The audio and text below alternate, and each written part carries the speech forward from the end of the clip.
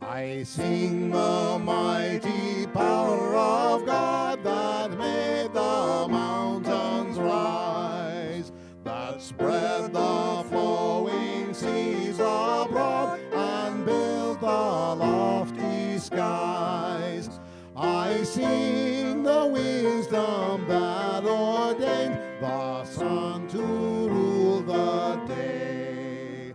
The moon shines full at God's command, and all the stars obey. I sing the goodness of the Lord, who filled the earth with food, who formed the creatures through the word and then pronounced them good. Lord, how thy wonders are displayed whene'er I turn my eye.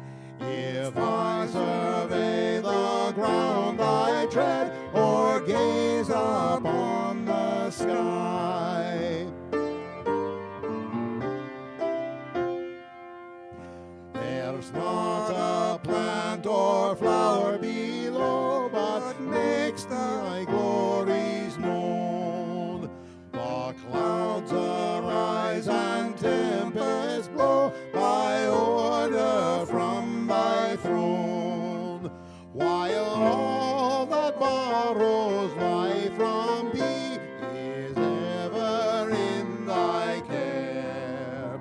And everywhere that we can be, thou God art present there.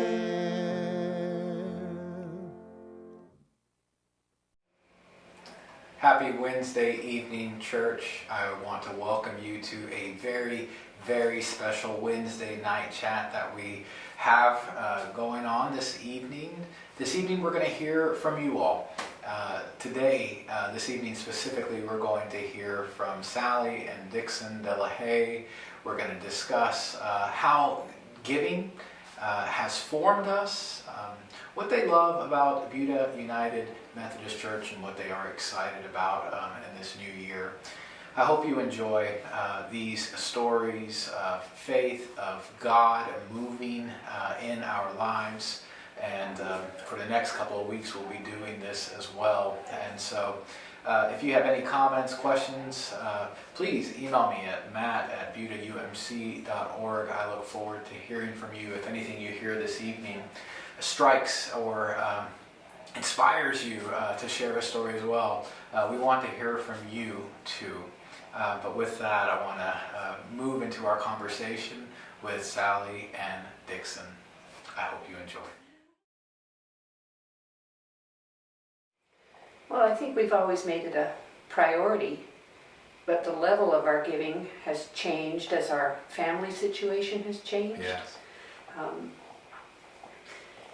And for quite a long period of time now, it's not something we even think about because we choose automated debit. It's something that is paid, and it's important to us that it be paid, because I think there was a time in our lives where a check to the church was put off because of all the expenses there are in raising a family, but we've gotten to a place now. There are no expenses in raising a family. No.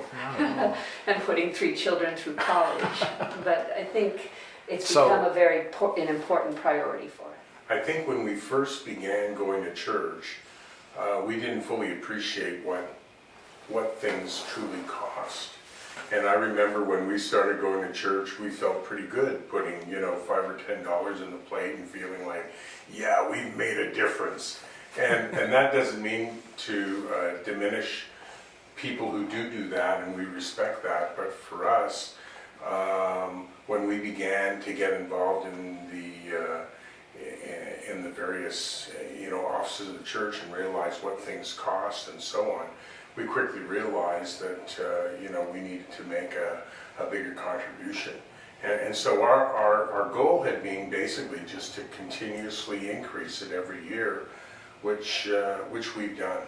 And so over the course of numerous years, it's become substantially more than $5 or $10 a week, and it's probably a reflection of our engagement, our commitment.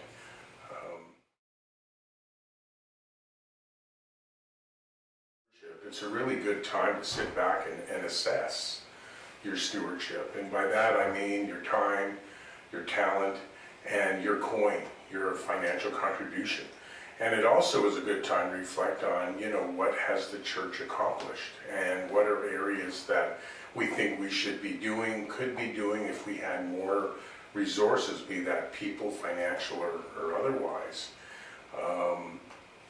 When I look at all of the things the church does, we're sometimes so busy focused on the doing, but not on the impactful recognition of what we're doing, and particularly the appreciation of the effort that's done by so many people. The thing that I recognize and see as very important is, the old adage, it truly takes a village. Sure. And so, if you take, folks can't expect me to not mention the pumpkin patch. If you take the pumpkin patch as an example, we had everyone in all kinds of capabilities participating in many, many various ways. It really took a village to make that happen. And I sincerely believe that's the same case with the church. And recognizing that we aren't going to be all doing equal things, but I certainly think our motivation, our desire to contribute and add to what we do here is important. I also think that it is an integral part of your faith. When Jesus talked about the Great Commission and going out and seeking people to bring forward the good news, yeah, it's great they got the good news, but what about the people who delivered that good news? In stewardship, be it through your time, your talent, your money, it's helping you, it's enabling you, it's affirming you, it should make you feel good, it should make you feel you're a part of something.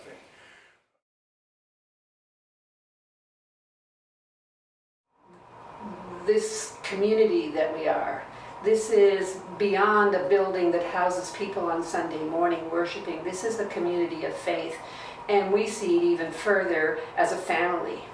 We've lived a lot of our married life away from immediate family, and it was always important to us that the church community we were a part of, they became our family. When my mother passed away in Canada, a church in South Texas held a memorial service and did the kinds of things that family do for one another. And we've seen this over and over again here at Buda. This is a group of people we consider to be family, and you go above and beyond for family, and we've seen that in the people that are part of this community here. And it's not hard it doesn't involve arm twisting to convince us to contribute to something that's going to benefit this family and enable the family to do the kinds of things that benefit the community, to make us known, but to also do what we're called to do, which is to serve others.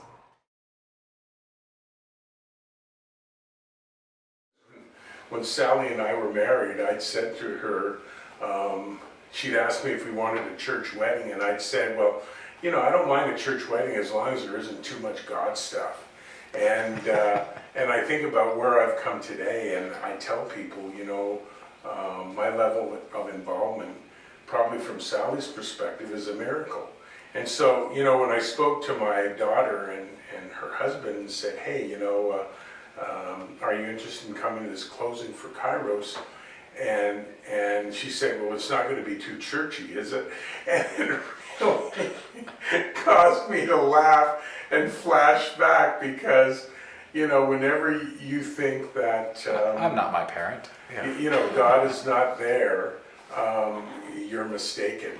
And I share that because I know that living here in the South, for some folks, that is a metric. And they're quite embarrassed by it. Their kids don't go to church, but it's so not an issue.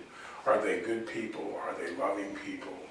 Are they living a God-fearing life? And when you come back to this notion of giving, they have seen us over our life with them, the giving and the importance of giving of ourselves. Absolutely. So it may not be for them in terms of money in the plate on a Sunday, but it is giving of themselves in terms of their careers and the things that are important to them. So,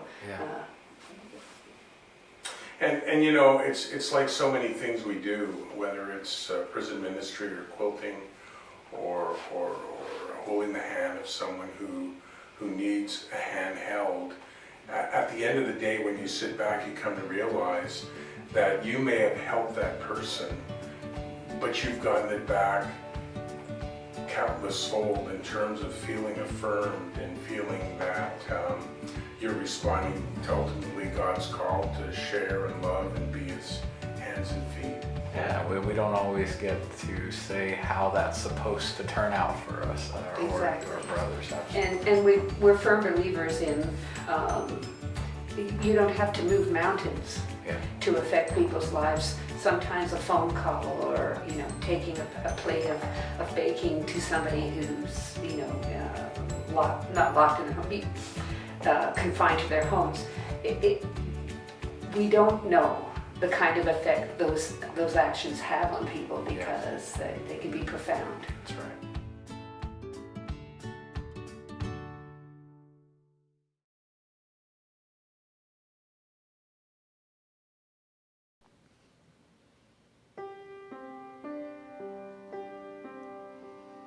Go now in peace, go now in peace. May the love of God surround you everywhere, everywhere.